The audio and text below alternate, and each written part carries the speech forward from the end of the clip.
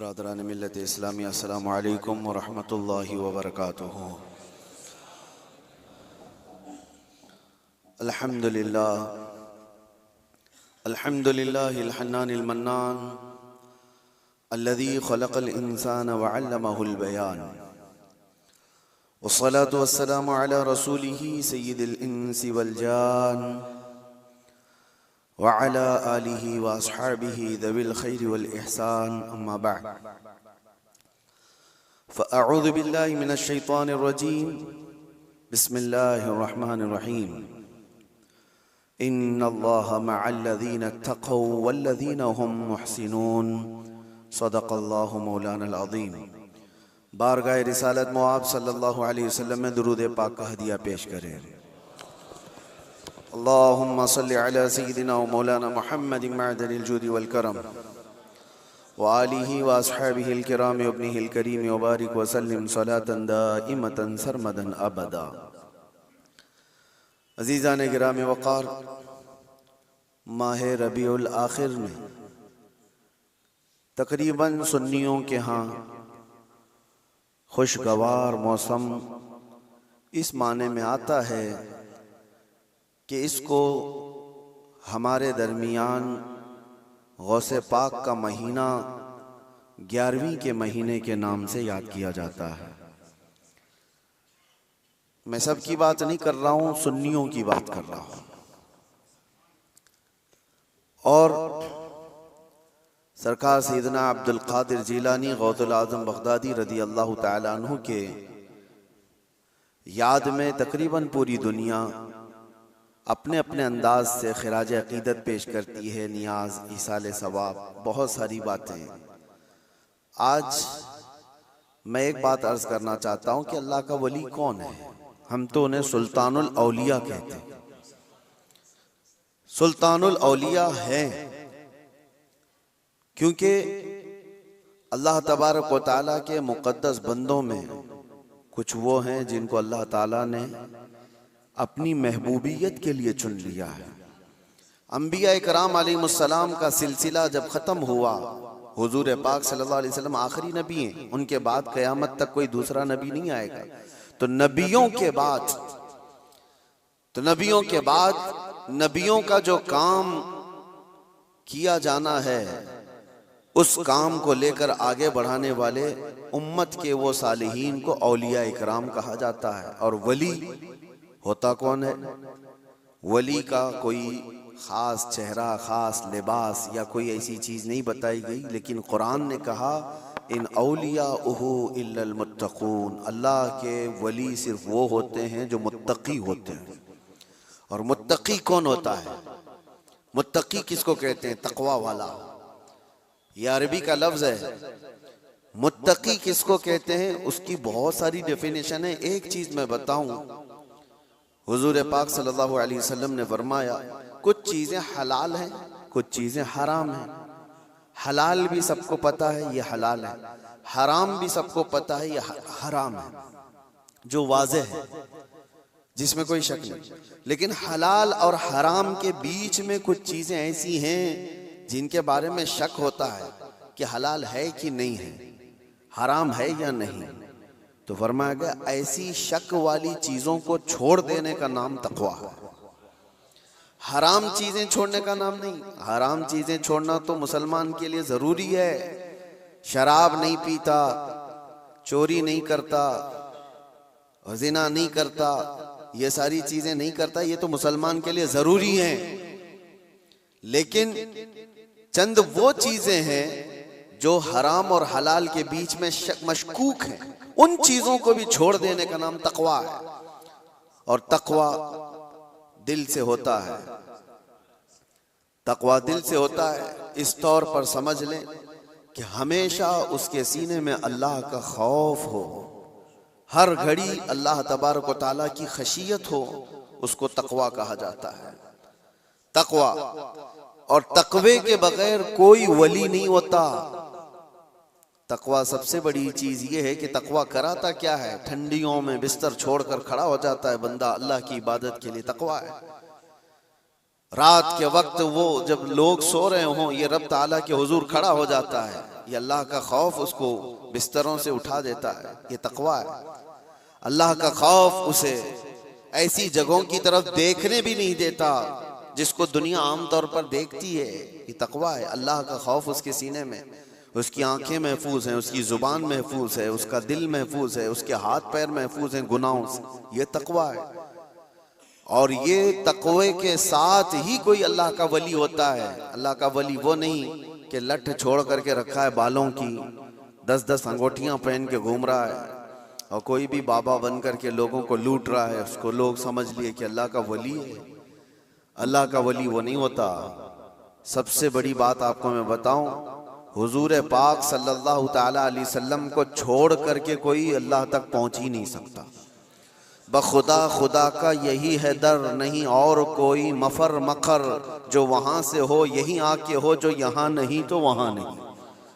बे उनके वास्ते खुदा कुछ अता करे, हाशा गलत गलत ये हवस बेबसर की है। हुजूर को छोड़ करके कोई डायरेक्ट जाने वाला रास्ता है ही नहीं, नबी पाक सल्लल्लाहु अलैहि वसल्लम। अब ये बात मैं क्यों कह रहा हूं, कुछ वो लोग जो वली बनने का दावा कर रहे हैं, ढकोसला है, जिनके यहाँ हुजूर पाक की शरीयत का कोई लिहाज नहीं। हुजूर से अगर मोहब्बत हो तो हुजूर की सुन्नत से भी मोहब्बत होगी। हुजूर से अगर मोहब्बत हो तो हुजूर की शरीयत से मोहब्बत होगी। नबी पाक सल्लल्लाहु ताला अलैहि वसल्लम के सहाबा में सिद्दीक़ अकबर से बढ़कर वली कौन है? फारूक आजम की तरह वली कौन है? उस्मान गनी की तरह अल्लाह का वली कौन है? हैदर कर्रार तो शाह विलायत हैं, वलियों के सरदार हैं। तो मुझे आप बताओ, ये सहाबा में से कभी कोई ऐसा सहाबी जो रसूलुल्लाह की इक्तिदा करने में पीछे रह गया हो, कोई नमाज कज़ा करता हो, शरीयत की धज्जियां उड़ाता हो? कोई एक भी सहाबी आपको ऐसा नहीं मिलेगा, एक भी सहाबी नहीं मिलेगा। क्योंकि सबको पता है रसूल पाक सल्लल्लाहु अलैहि वसल्लम का दरवाजा छोड़कर अल्लाह तक नहीं पहुंच सकता, कोई नहीं पहुंच सकता। अब मैं यहां पर आपको एक मिसाल दे दूं कि बगदाद में एक बार ये मशहूर हो गया कि एक अल्लाह के वली दरियाए दजला के पास आए, बहुत इबादत करते हैं, बहुत तवज्जो से। गौसे पाक का जमाना है। सरकार गौसे पाक को जब ये खबर हुई कि एक कोई बड़े वली आए हैं दरियाए दजला के पास इबादत कर रहे हैं, तो आपने कहा अल्लाह के वलियों से मुलाकात ये अपने आप में एक इबादत है, मैं उनसे मुलाकात जरूर करूंगा। तो सरकार गौसे पाक भी चले गए दरियाए दजला के पास कि वो उस अल्लाह के वली से मैं मुलाकात करूं। जब वहां पहुंचे तो पता चला कि वो सुबह ही वहां से रुखसत हो गए थे, चले गए थे। गौसे पाक से उनकी मुलाकात नहीं हो पाई, लेकिन लोगों में मशहूर था, सारे लोग देख रहे थे, वो कंटिन्यू इबादत करते थे, मुसलसल इबादत करते थे।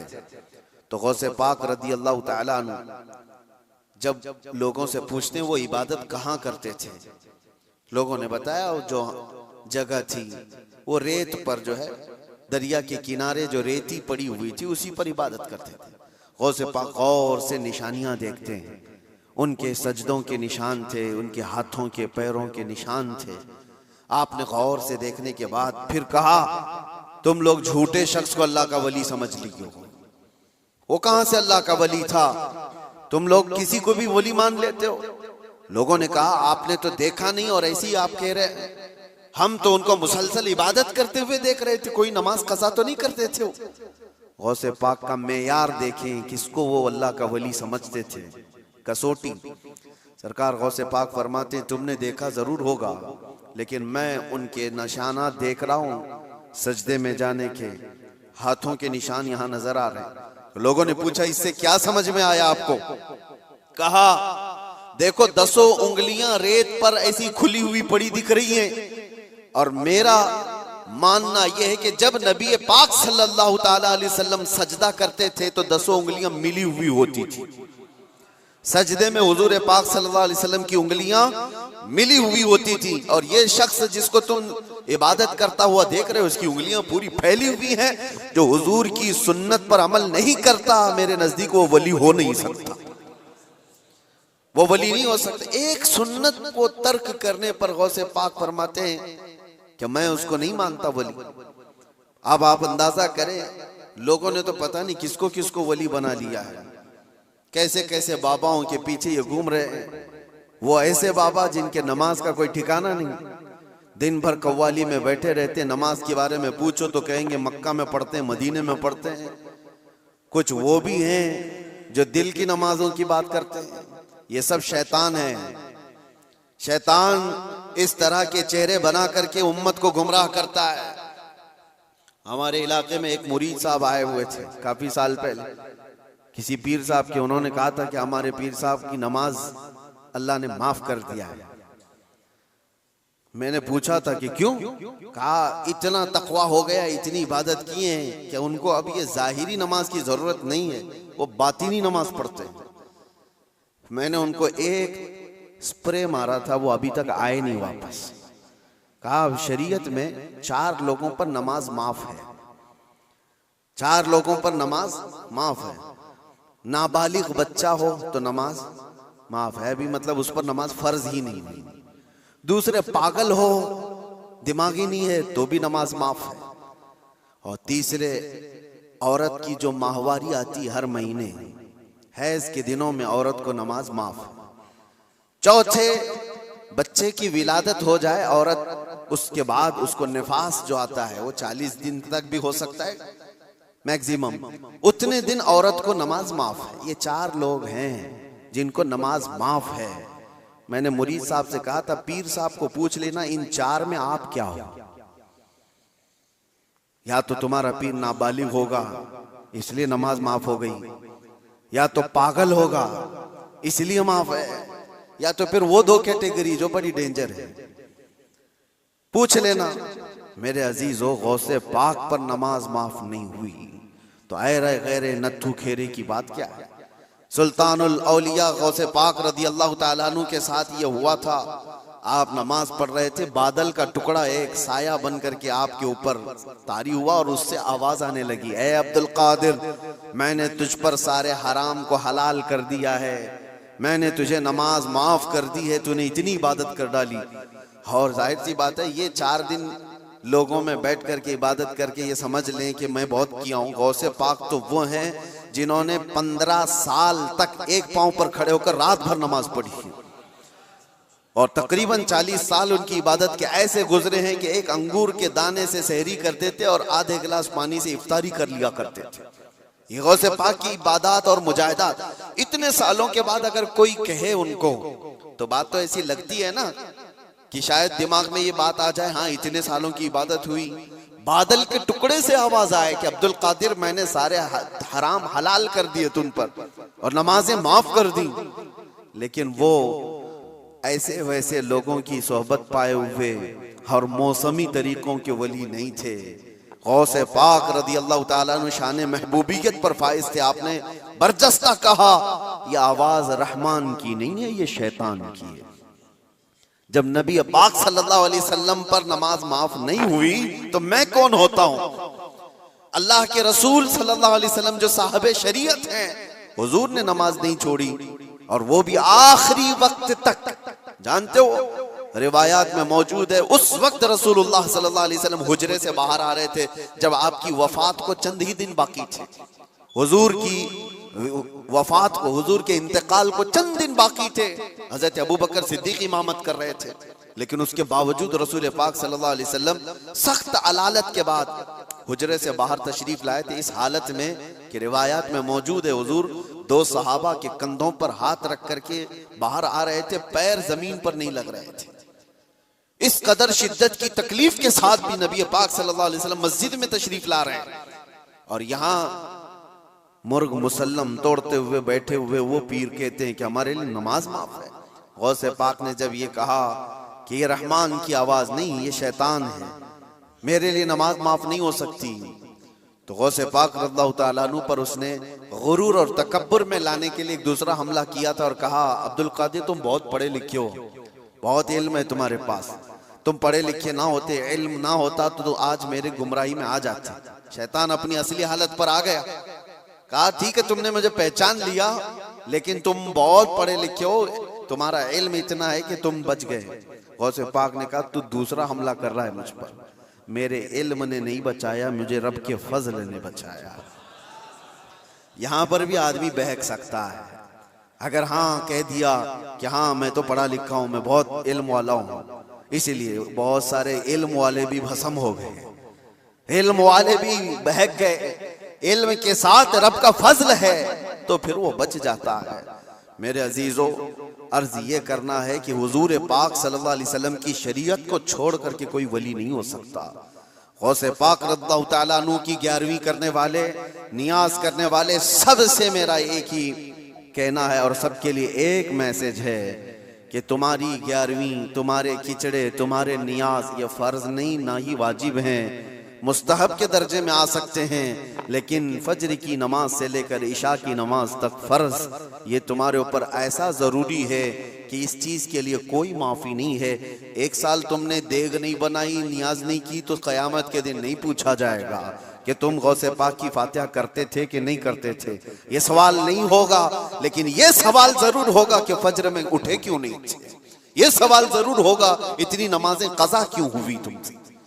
मेरे अजीजों, नवाफिल और मुस्तहब्बात में पड़ी हुई ये उम्मत, मैं मना नहीं करता, आप शौक से, हम भी करते हैं गौसे पाक रज़ियल्लाहु तआला अन्हु के दरबार में इसाले सवाब के लिए, मरहुमीन के लिए हम नियाज, फातिहा, सारी चीजें करते हैं, लेकिन इसका मतलब ये नहीं है कि कुल वही है और अल्लाह तबारक व तआला की ये इबादतें कुछ माना नहीं रखती। नमाज नहीं है, कुरान नहीं है।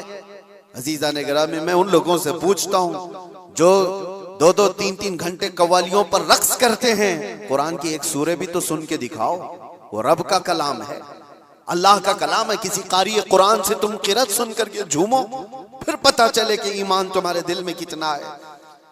ढोल बाजों पर रक्स करने वाली कौम, ईमान से अगर ताल्लुक है तो इन खुराफात में नहीं जा सकता। कभी ईमान मजबूत करो, औलिया कामिलीन की जमात से वाबस्ता रहना ये जरूरी है, लेकिन उसका मतलब सिर्फ ये नहीं जो बनाया गया है। हम सुन्नियों पर एक बड़ा इल्जाम ये लगाया जाता है कि ये सिर्फ चादर, गागर, जुलूस, फातिहा, नियाज, 11वीं वाले लोग हैं। मेरे अजीजों, वो एक पार्ट है। जालिमों ने जिस तरह का ये हमारे ऊपर इल्जाम लगा कर रखा है कि ये सजदे करने वाले लोग हैं, कब्र की पूजा करने वाले लोग हैं, और मज़ारात औलिया पर जाकर शिर्क व बिदअत करने वाले लोग हैं, दुनिया को ये फैला करके रखा गया। हम उससे बरात का इजहार करते हैं। हम सुन्नी मजार को सजदा तो छोड़ो, हम रसूल को भी सजदा नहीं करते। सजदा सिर्फ और सिर्फ अल्लाह वहदहू ला शरीक के लिए है, इबादत सिर्फ अल्लाह रब्बुल इज्जत के लिए है। सजदा तो दूर की बात, झुकना भी जायज नहीं है, झुकना भी जायज नहीं। हम इस अकीदे के हामिल हैं, अल्हम्दुलिल्लाह, मज़ारात पर जाते हैं तो शिर्क व बिदअत के लिए नहीं, मेरे मुस्तफ़ा के फरमान पर जाते हैं, हुजूर पाक सल्लल्लाहु अलैहि वसल्लम के फरमान की बुनियाद पर जाते हैं।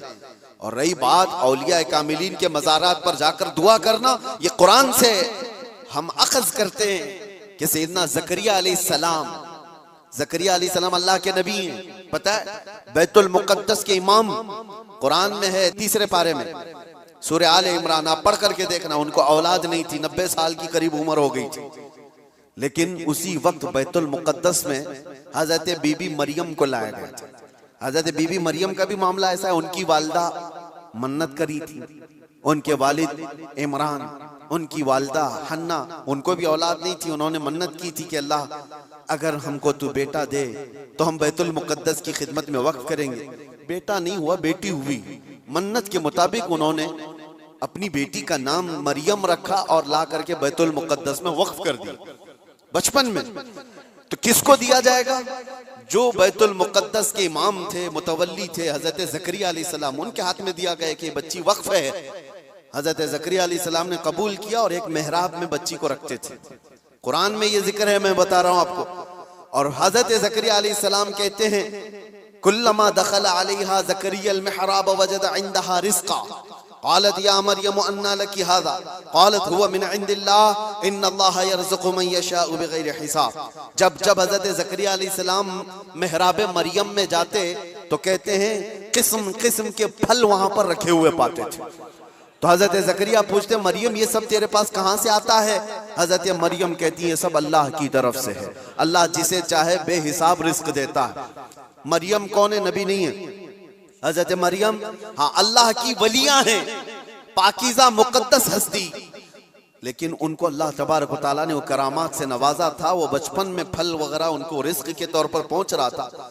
इसके बाद की जो आयत है अब सुनो, इसके बाद ये जो वाकया है उसके बाद की आयत कुरान पाक में सूरह आले इमरान में रब ताला फरमाता है हुनालिका दआ ज़करिया रब्बह क़ाल रब्बि हबली मिन लदुनका ज़ुर्रियतन तय्यिबतन इन्नका समीउद दुआ।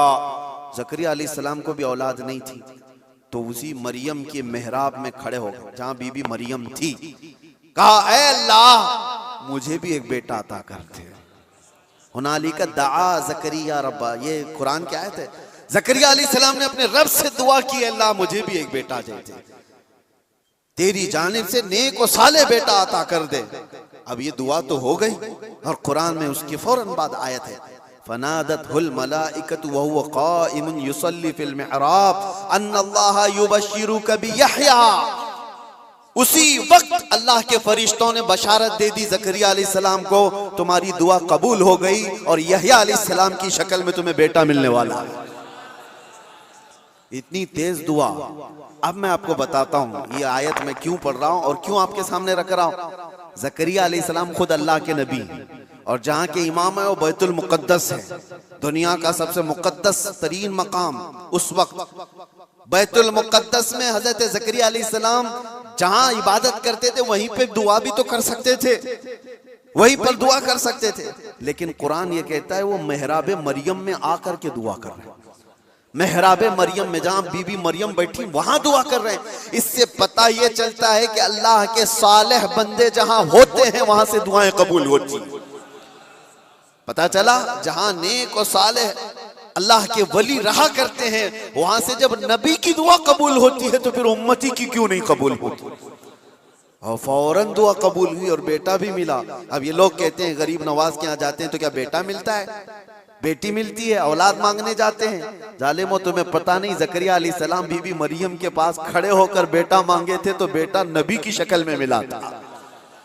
हाँ ये नहीं है कि वो बीबी मरियम से मांग रहे थे, वो अल्लाह से मांग रहे थे, लेकिन जगह कौन सी है, जगह का भी असर होता है। हाँ एक बात मैं आपको बता दूं कि जगह का अगर असर नहीं होता तो मस्जिदें और ये सारी चीजें बनाने की जरूरत क्या होती। इबादत करने के लिए भी जगह है, खाना खाने की भी आपके घर में जगह है, हाजत में जाने के लिए भी कोई जगह है, आपका ट्रीटमेंट करने के लिए हॉस्पिटल में भी जगह है। हर चीज एक एक जगह पर होती है कि नहीं होती, होती। जिन लोगों का वो मानना है कि कुछ भी नहीं जरूरी है वहां जाना यहाँ जाना, तो मैं उनसे कहता हूँ कभी बाथरूम में बैठ करके डॉक्टर से अपना इलाज करा लोगे। जगह तो जगह ही है, बैठे हो नहीं है, आपको पता है उसके लिए हॉस्पिटल जाना होगा, उसके बेड पर सोना होगा, वहां पर वो कुछ ट्रीटमेंट करेगा। क्या जरूरत है, पूछते डॉक्टर से, आ जाओ मेरे टॉयलेट में इलाज कर लो, यही इंजेक्शन लगा लो। मेरे अजीजों, गंदगियों में बैठा हुआ आदमी वो अपना इलाज कराने के लिए भी उठ करके चला जाता है। बिला तशबीह बिला तमसील मैं आपसे कह रहा हूं कि हम पता नहीं कैसे कैसे गुनाहों में मुब्तला हैं। यहां से निकल करके हम उन पाक सुथरी जगहों में जाते हैं जहां अल्लाह के वली आराम फरमा, और उस जगह पर खड़े होकर हम अल्लाह ही से दुआ करते हैं और पाकीज़ा मकाम की बरकत से अल्लाह दुआएं कबूल करता है। ये सुन्नियों का अकीदा मैं बता रहा हूँ, जालिमों का बनाया हुआ नहीं पता हमको। सुन्नियों का अकीदा ये, हम उन पाकीज़ा मुकद्दस हस्तियों की बारगाह में इसलिए जाते हैं। ये एक चीज नहीं है, ऐसी कई मिसालें हैं, कई मिसालें। हदीस अल इसरा वल मिअराज जो हुजूर सल्लल्लाहु अलैहि वसल्लम के मेराज का सफर है ना, उस सफर में एक रिवायत ये भी मिलती है कि एक जगह पर हुजूर पाक सल्लल्लाहु अलैहि वसल्लम रुक गए। हजरत जिब्राइल अमीन ने कहा यहाँ पर आप 2 रकात नमाज पढ़ लें। हुजूर पाक सल्लल्लाहु अलैहि वसल्लम ने वहां पर 2 रकात नमाज अदा की और उसके बाद पूछा जिब्राइल से ये कौन सा मकाम है, तवज्जो। तो हजरत जिब्राइल अलैहिस्सलाम ने कहा ऐ अल्लाह के नबी, ये वो जगह है जहां हजरत ईसा अलैहिस्सलाम की पैदाइश हुई थी। बीबी मरियम से हजरत ईसा अलैहिस्सलाम की पैदाइश हुई थी, वहां पर हुजूर पाक सल्लल्लाहु अलैहि वसल्लम ने 2 रकात नमाज अदा की। हाँ जगह को आप सल्लल्लाहु तआला अलैहि वसल्लम ने अपने नमाज का मुसल्ला बनाया। इस रिवायत से मैं आपको बताना चाहता हूं जहां ईसा अलैहिस्सलाम पैदा हुए वहां हमारे नबी नमाज पढ़े, और जहां मेरे मुस्तफा पैदा हुए हो, क्या वो जगह दुआओं की कबूलियत की नहीं हो सकती। सिर्फ इतना ही नहीं मेरे अजीजों, मुकद्दस मकामात को अल्लाह तबारक तआला ने खुद फरमाया है खुद फरमाया है कि आप खाने काबा जाते हैं तवाफ करने के लिए, तवाफ करने के बाद जैसे ही तवाफ खत्म होता है उसके बाद सबसे पहला काम आपका क्या है? कुरान कहता है पहले पारे में, वत्तखिदू मिन मकाम इब्राहीम मुसल्ला, मकाम इब्राहिम को अपनी नमाज की जगह बना लो। मकाम इब्राहिम है क्या चीज? मकाम इब्राहिम क्या है? जाकर के आप देखना, उसमें एक पत्थर है जिसपे हजरत इब्राहिम अलैहिस्सलाम के 2 पैरों के निशान है, बस इसके अलावा क्या है? एक पत्थर है, उस पर इब्राहिम अलैहिस्सलाम के 2 पैरों के निशान है। तो उस पत्थर के पास रब तबारक व तआला फरमाता है तुम अपनी नमाज पढ़ो, हाजी हो कि मोतमिर हो कि खाली तवाफ करने वाला हो, 7 चक्कर तवाफ के बाद मकाम इब्राहिम पर वो जरूर 2 रकात नमाज पढ़ेगा, 2 रकात नमाज पढ़ेगा। इनको पता नहीं, जो एतराज करने वाले वो पूछते नहीं कि पत्थर को इबादत कर रहे हैं लोग, यहाँ पे पत्थर को सजदा करने जा रहे हैं। नहीं जालिमो, पत्थर को सजदा नहीं कर रहे, ये रहमान का हुक्म है, रहमान का हुक्म है। इसलिए हुक्म है कि वो पत्थर अब अफजल हो गया जिस पर अल्लाह के नबी के पैरों के निशान हैं, जिस पर खड़े होकर इब्राहिम अलैहिस्सलाम ने पूरे काबे की इमारत तामीर की थी, वो पत्थर अफजल हो गया। अब आप सोचो, पत्थर खड़े होने वाले नबी की वजह से अफजल है, तो फिर वो नबी कितने अफजल हैं? हाँ, उनके कदम कितने अफजल हैं। हम तबर्रुकात वाले लोग हैं, इसलिए हम उनकी नहीं मानते। हम तो छोटी सी भी कोई चीज निस्बत की मिलती है तो हम उसको एहतराम से सर आंखों पर रखते हैं। आज भी